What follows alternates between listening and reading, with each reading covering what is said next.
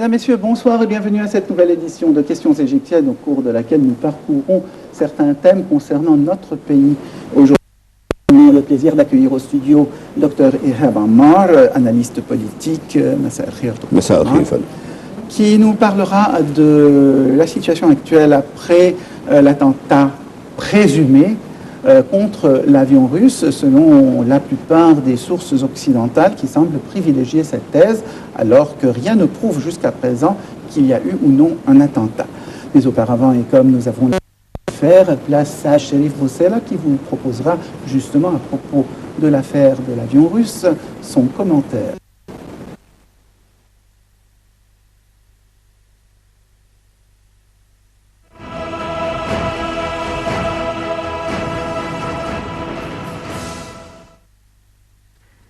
Le chef égyptien de l'équipe des enquêteurs sur le crash de l'avion russe il y a une semaine en Égypte et samedi qu'aucune conclusion n'avait encore émergé quant à l'origine de la dislocation de l'appareil survenue après 23 minutes de vol. Les premières observations ne permettent pas d'identifier l'origine de la dislocation de l'appareil. C'est ce qu'a déclaré Ayman El-Moqaddem lors d'une conférence de presse au Caire. Un bruit est entendu à la dernière seconde de l'enregistrement du cockpit voice recorder, a-t-il poursuivi, ajoutant « Une analyse spectrale est à venir pour déterminer l'origine de ce bruit ». Selon cet enquêteur, les données des deux enregistreurs de vol ont pu être téléchargées avec succès. Le temps écoulé entre le décollage et les dernières données enregistrées est de 23 minutes et 14 secondes. Le ministre égyptien des Affaires étrangères...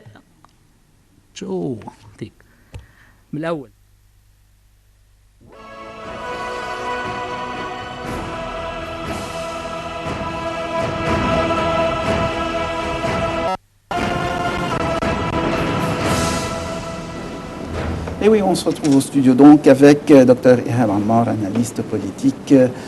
Nous poserons les questions en langue arabe et vous aurez la traduction simultanée. Dr Ammar, expliquer la situation de la Bretagne. Elle a fait évacuer ces touristes de l'Égypte d'une façon pré-étrangère et ça ne se fait pas dans d'autres pays où il y avait des accidents et même des accidents. Vu des actes terroristes, j'imagine que la position britannique est une position plus politique, plus d'être sécuritaire. Je ne crois pas que l'Égypte s'étale à ces dangers à des Égyptiens et d'autres que des Égyptiens également. La vie est très normale, mais je croyais que le temps de la déclaration en Bretagne à la suspension des vols et également à faire évacuer les citoyens britanniques ici en Égypte avec la visite du président Sisi en Bretagne, je croyais qu'il portait un dossier de négociations devant le président. En perdant toute autre position à faire justifier leur position devant l'Égypte. Leur dossier a changé, le dossier de faire changer le dossier et le processus avec le président. Je croyais que ce dossier a perdu la crédibilité parce qu'ils ont imprévu les incidents et ils décidaient qu'il y a un acte terroriste. Peut-être ils ont quelques... Nous savons la profondeur des relations entre OBM et également quelques groupes terroristes. On ne savait pas la confidentialité entre les deux groupes. Je croyais qu'il y avait des buts politiques et pas des buts sécuritaires. Les Britanniques vivaient ici en Égypte en paix et en sécurité, pas seulement les touristes. Il y avait beaucoup d'accidents qui ont eu lieu, mais sans prendre en considération les points de vue ou les positions des pays. Il y avait des compagnies de vol ont décidé également à ne pas aller à Sharm el-Sheikh.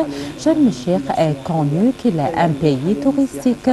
Tous les tourismes concentrent en ce pays. Quel est votre point de vue? Pourquoi les compagnies étrangères ont fait ça et ont adopté cette position? Est-ce que le pays où les États ont dominé sur ces compagnies de vol, bien sûr, il y avait une orientation politique dans ce film.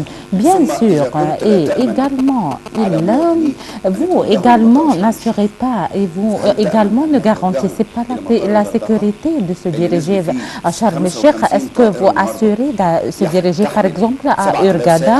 Il y avait 7000 touristes qui portent les diverses nationalités se dirigent aujourd'hui à Hurghada, peut-être à Aswan également. L'Égypte est sûre, il n'y avait pas de problème. Peut-être cet incident spécialise également quelques facteurs également techniques à l'intérieur de l'avion. Peut-être c'est un acte terroriste, mais il y avait des actes terroristes également multiples dans plusieurs pays qui influencent également avec l'avion de Kirby à l'aéroport de Heathrow, où est le responsable à Heathrow pour faire également, qui compte l'argent et ne prend pas en considération les mesures de sécurité. Il y avait une certaine réactivation. On n'espère pas que cette situation est adoptée par un pays dont on a des relations avec elle, et nous sommes tout proches à la Grande-Bretagne de toute l'Europe. Le peuple égyptien avec le peuple britannique, il y avait des relations sentimentales et relatives entre les deux peuples. Il y avait une pression par les pays sur les compagnies de vol et les compagnies touristiques. Peut-être on peut dire que ces pays également pressent sur les masses médias occidentaux. Ils sont des amis de l'Égypte, ils comprennent la situation égyptienne, mais également ils poussent également les journaux, par exemple, et les agences internationaux qui adoptent cette nouvelle en deux nouvelles. La visite du président Sissi à Londres devant également 3000 personnes qui maintiennent la visite, 300 personnes seulement. Et il y avait des protestations également contre la visite de Sissi pour la Grande-Bretagne. Et en même temps, il disait qu'ils ont référé le dossier. Il ne disait pas qu'est-ce qu'il avait fait, mais référait par exemple les dossiers de ce personnage au mufti. Il a un des membres de la protestation, il a un protestant qui est, son dossier est référé à une mufti, donc il est seulement parce qu'il est un protestant seulement, pas il ne tue pas quelqu'un, il disait des phrases simples seulement qui donnent une impression qu'il y avait une certaine oppression ici à l'intérieur de l'Égypte. J'ai un point de vue, s'il vous plaît, de me donner l'occasion à parler dans ce point-ci, au lieu de diriger mes paroles pour les masses médias occidentaux. Je croyais que je dois diriger mes paroles aux masses médias égyptiens qui ont une certaine malveillance à faire parvenir l'image à l'Occident. Je parle en ce qui concerne les masses médias dans les chaînes, dans les satellites privés. La télévision égyptienne est laissée parce qu'il a besoin d'un soutien appui par le pays. Apporte des porte-avions et on porte également des régimes et des systèmes pour la défense aérienne. On espère également d'utiliser notre arme le plus fort, ce sont les masses médias égyptiens.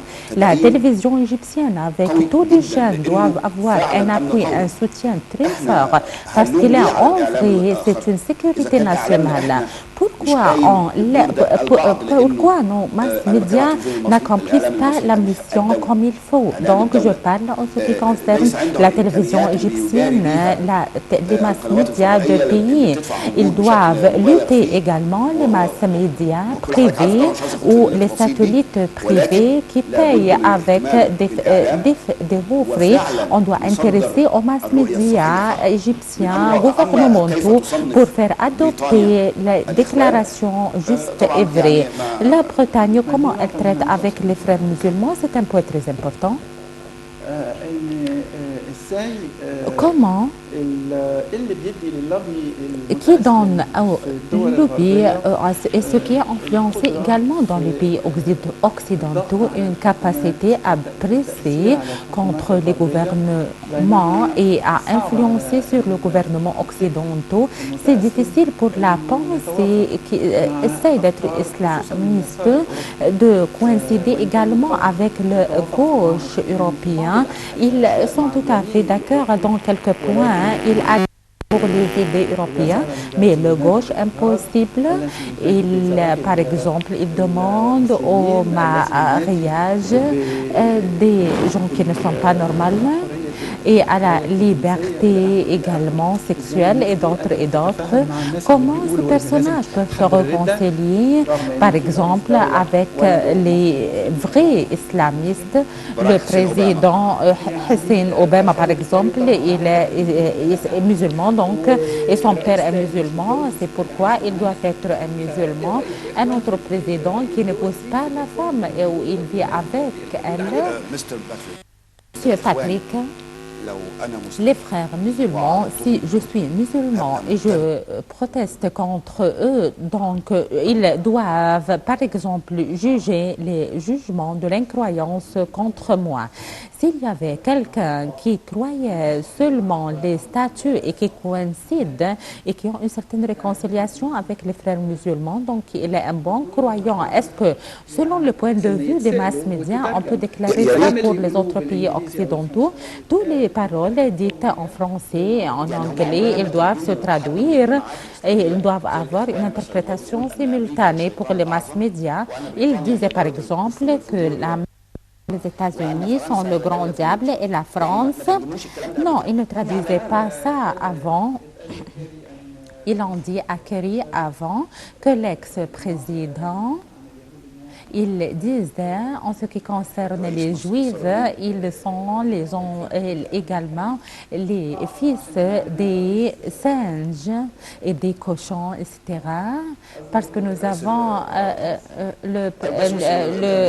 l'espion Morsi, oui, mais ça avant d'être un président de la République, mais selon la loi américaine, doit punir quelqu'un qui disait ça à une certaine catégorie. La relation entre le Coran qui veut être islamiste et également les services occidentaux, c'est une relation seulement de réconciliation.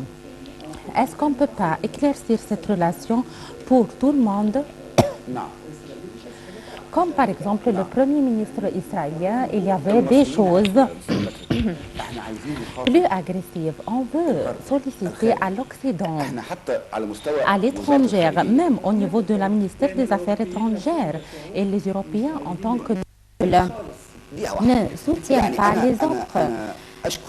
Je remercie et j'estime bien et j'apprécie et je déclare les efforts du ministre des Affaires étrangères, Sameh Shoukry, et les efforts déployés. On le remercie en tant que citoyen, mais le ministre sollicite à des pays. Nous avons besoin à solliciter également les pays et les peuples occidentaux. Ces pays ont industrialisé islam spécial pour eux et est allé à des peuples avant nous. Ils comprennent ça parce que c'est un islam. Et la légitimité, c'est d'égorger les gens. Ils imaginent ça pour leur peuple. Donc, pourquoi on ne se fait pas? Les peuples occidentaux détestent l'islam. C'est comme ça, l'islam est devant eux. Si je suis un musulman et l'islam est représenté à moi par cette façon, donc je vais détester l'islam. On doit également déclarer les réalités. Les gouvernements, le peuple européen, je vivais en Europe un long temps, ils réfléchissaient bien et le gouvernement ne domine pas sur le peuple, mais s'il est absent du point de vue des mass médias, donc on doit les éveiller du point des mass médias. Docteur Ammar, il y avait un jugement judiciaire de faire نعم. obliger le ministère des Affaires étrangères égyptienne à également à indemniser la نعم. Grande-Bretagne à faire cultiver les mines également dans le désert occidental أنا بس lors حابب أوضح de la Deuxième Guerre mondiale. هناك Je veux محامي شاب éclaircir صغير. le sujet. Il y avait un مش jeune صغير، avocat.